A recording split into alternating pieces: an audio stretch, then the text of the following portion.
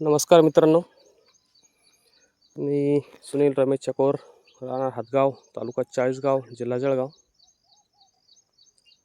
माझा हा जवळजवळ 2.25 एकरचा प्लॉट आहे.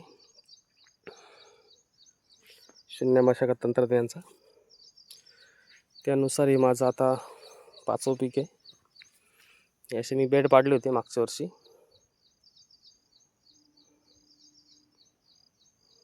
याच्यावरती मागच्या वर्षी कपाशी होती. कपाशीचे खोडं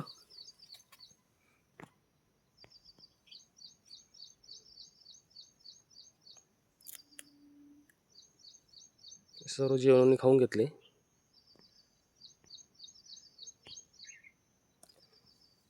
आणि हे त्याच्यानंतर मी मका घेतली होती उन्हाळ. हे बघा, ही उन्हाळ मका. आणि तसंच न नांगरता, न कल्टिवेटर करता, न वखरता मी आता फक्त ही पावसाळ मका कापली. ही पावसाळ मका कापल्यानंतर आता आहे सप्टेंबरमध्ये मी हिची हार्वेस्टिंग केली, काढली मका. आणि याच्यावरती हार्मेट्री फवारणी केली, हार्मेट्री औषधाची. मग आता सप्टेंबरमध्ये दुसरं पीक न लावता नाईलाजाने मला परत मकाच लावा लागली. ही मी पुन्हा मका लावली. तिचा उतारा झाला सध्या. 7 तारखेला लावली.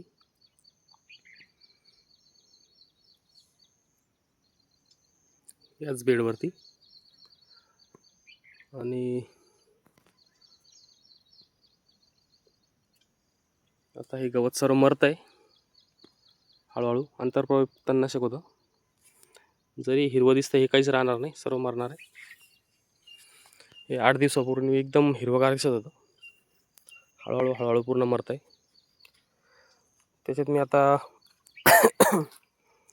लगेच ही नवीन मका.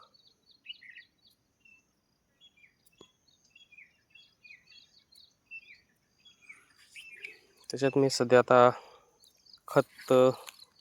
खताचा वापर केला. मका लावल्यानंतर 3ऱ्या दिवशी मी खत मारलं. याच्यात मी सुपर फॉस्फेट 20-20-0, 13 आणि युरिया खाली टाकून दिलं आहे. आणि त्याच्यामध्ये मी जवळजवळ ह्या 3 थायला लावल्या होत्या सुरुवातीला. हे हिरवं दिसतं इथून खाली. याच्यामध्ये मी 3 पुढे याचे ॲट्राझिनचे अर्धा किलोचे त्याच खतामध्ये मिक्स करून या बेडवर फवारणी करून दिली, म्हणजे मारून दिले खतात कालवून, स्पेशल फवारणी न करता. तर अतिशय छान असं मका आला. जो सुरुवातीचा तुमचा मागे व्हिडिओ दाखवला होता, ती जवळजवळ 69 क्विंटल आली. शून्य मशागत तंत्रानुसार खंडागळे सरांनी असं योग्य असं मार्गदर्शन दिलं. हा पूर्ण बेड आहे, पूर्ण मुळ्यांचा बाजार आहे याच्यामध्ये. आणि आता नवीन मका दिसत असेल तुम्हाला, दोन्ही जुन्या झाडांच्या मध्ये लावली. उतारा पण झालाय सध्या छान असा.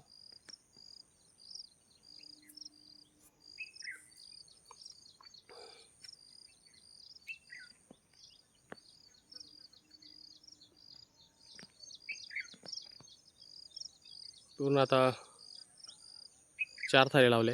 इथं खाली 3 लावले. इथं समजा इथं समोर बांध आहे, तिथून जे समोर परत वाळलेलं गवत दिसतंय तिकडे 1 थैली टाकली आणि इकडं 3 थाळे टाकले. हाताने लावली ही मका, म्हणजे टोकानंतर चालणार नाही दसांमुळं, म्हणून खोडांमुळं हाताने लावली. आणि एकदम आता सध्या नरम बेड झाला एकदम, ते पण दाखवतो.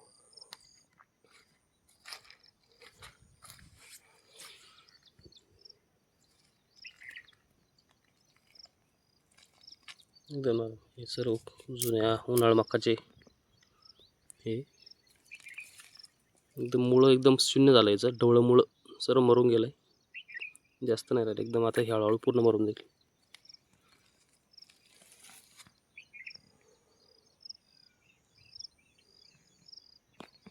धन्यवाद.